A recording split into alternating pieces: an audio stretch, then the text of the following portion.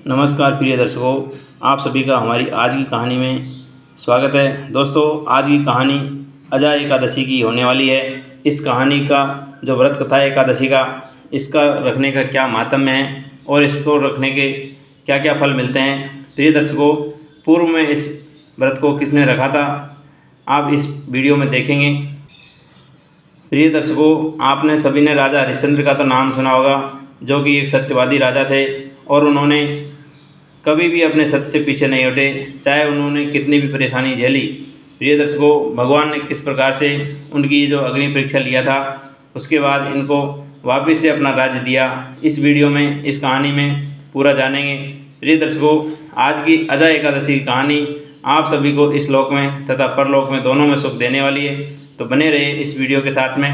अब मैं कहानी शुरू करता हूँ। प्रिय दर्शकों, आज है अजा एकादशी, 29 अगस्त 2024, दिन गुरुवार, भाद्र पक्ष के कृष्ण पक्ष की एकादशी है।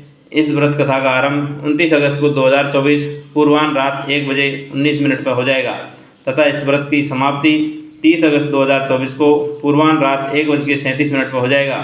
प्रिय दर्शकों, भगवान श्री कृष्ण, जिनको पुंडरीकाक्ष भी कहते हैं, उनसे पांडुपुत्र अर्जुन पूछते हैं, हे भगवान, आप कृपा करके मुझे भाद्र मास के कृष्ण पक्ष की एकादशी की विषय में बताइए।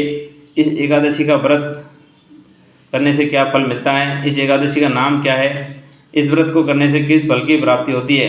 प्रिय दर्शकों, पांडुपुत्र अर्जुन के पूछने पर भगवान श्री कृष्ण कहते हैं, हे कुंती पुत्र, भाद्र माह के कृष्ण पक्ष की एकादशी को अजा एकादशी कहते हैं। इसका व्रत करने से सभी पाप नष्ट हो जाते हैं। जो मनुष्य इस दिन श्रद्धापूर्वक भगवान का पूजन करते हैं, उनके सभी पाप नष्ट हो जाते हैं तथा इस लोक में तथा परलोक में मदद करने वाली इस एकादशी व्रत के समान दूसरा संसार में कोई व्रत नहीं है। अब आप ध्यानपूर्वक इस एकादशी का माहात्म्य और श्रवण करो। तो पौराणिक काल में अयोध्या नगरी में एक चक्रवर्ती राजा राज्य करता था, जिसका नाम हरिश्चंद्र था। वह अत्यंत वीर प्रतापी तथा सत्यवादी था।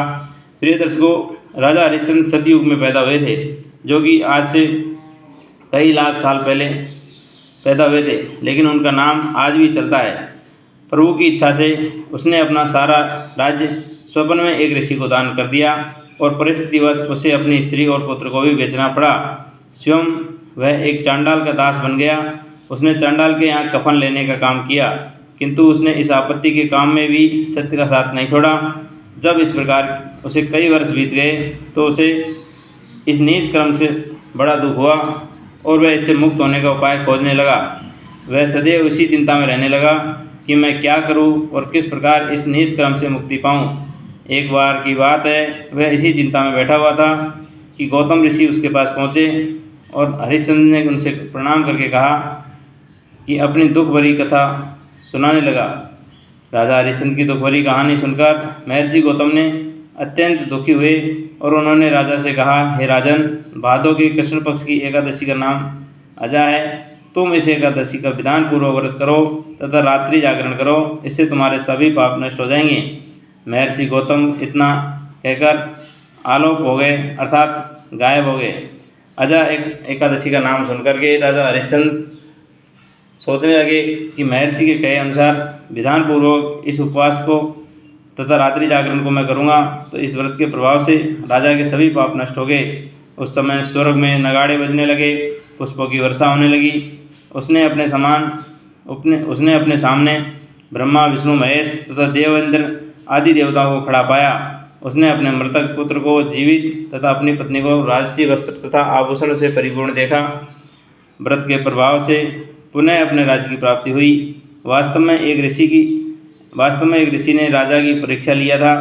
यह सब कौतुक किया था, परंतु अजा एकादशी के व्रत के प्रभाव से ऋषि द्वारा रची गई सारी माया समाप्त हो गई। अंत समय में हरिश्चंद्र अपने परिवार सहित स्वर्गलोक हो गया। हे राजन, यह सब अजा एकादशी के व्रत का प्रभाव था। जो मनुष्य इस उपवास को विधानपूर्वक करते हैं, रात्रि जागरण करते हैं, उनके सभी पाप नष्ट हो जाते हैं। अंत में वे स्वर्ग को प्राप्त करते हैं। इस एकादशी व्रत की कथा को स्मरण करने से अश्वमेध यज्ञ की प्राप्ति होती है। प्रिय दर्शकों, अब मैं आपको बताता हूँ इस कथा का सार। मनुष्य को भगवान के प्रति पूर्ण श्रद्धा रखनी चाहिए। जटिल परिस्थितियों में भी मनुष्य को सत्य का मार्ग नहीं छोड़ना चाहिए। जैसे राजा हरिश्चंद्र ने सत्य का मार्ग नहीं छोड़ा, तो अंत को स्वर्गलोक गए और आज कलयुग में उनका नाम लिया जाता है। आप समझ लीजिए, सतयुग, त्रेता, द्वापर और कलयुग में भी राजा हरिश्चंद्र का नाम चलता है। अर्थात सत्य की परीक्षा जटिल होती है, लेकिन वो हमेशा हमेशा के लिए फलदायी होती है।